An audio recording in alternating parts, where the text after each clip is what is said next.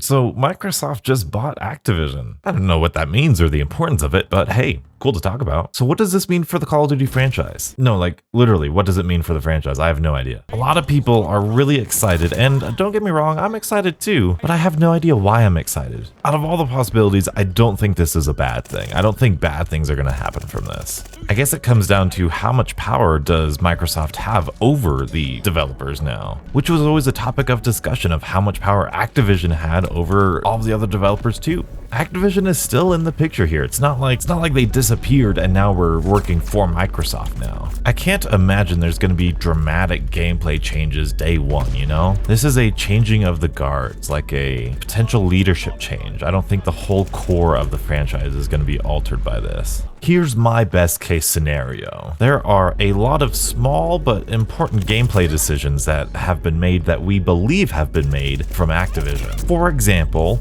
having operators in zombies. I believe if you were to ask the development team in Treyarch if they wanted to have operators or 4 main characters, even though I think there are some small advantages to having operators, I think the majority of developers would prefer to have a core set of 4 characters. But we suspect that decision to have operators has been made by Activision and not the developers. So maybe because Microsoft has all of this money, Activision doesn't need to be as greedy or as money hungry as they are or have been, or we think they have been. So maybe some decisions like that get left to the developers instead of the publishers.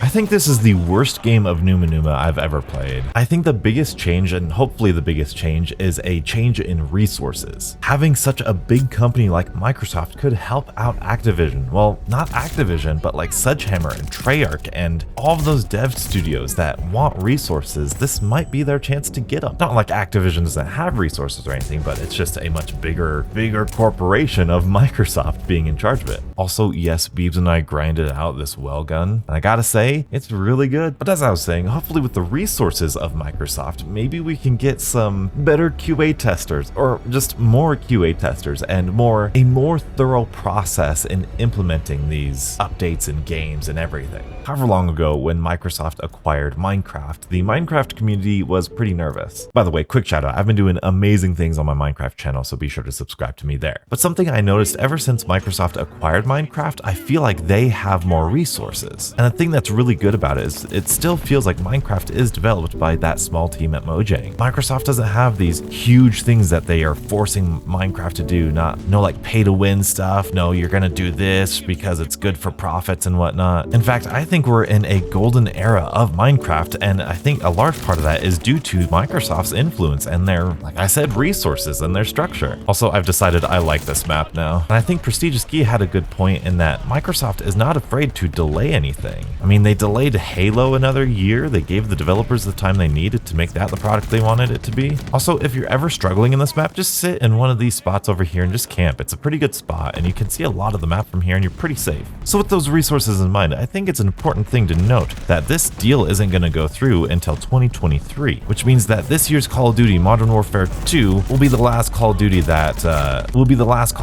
Activision makes independently. But more importantly, that means, oh my goodness, I just spawned there. Oh my goodness, what are these spawns?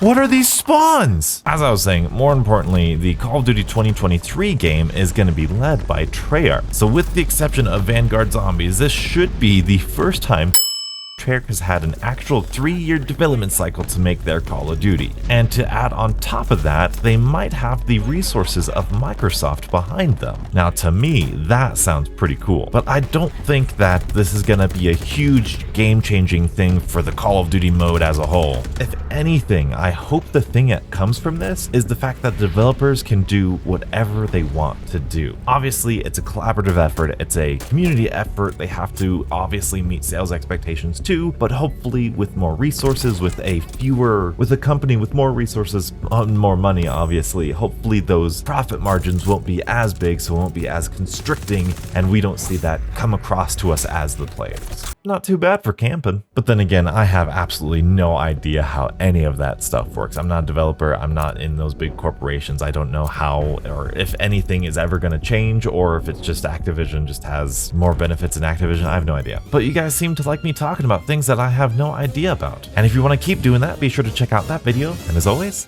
stay beautiful.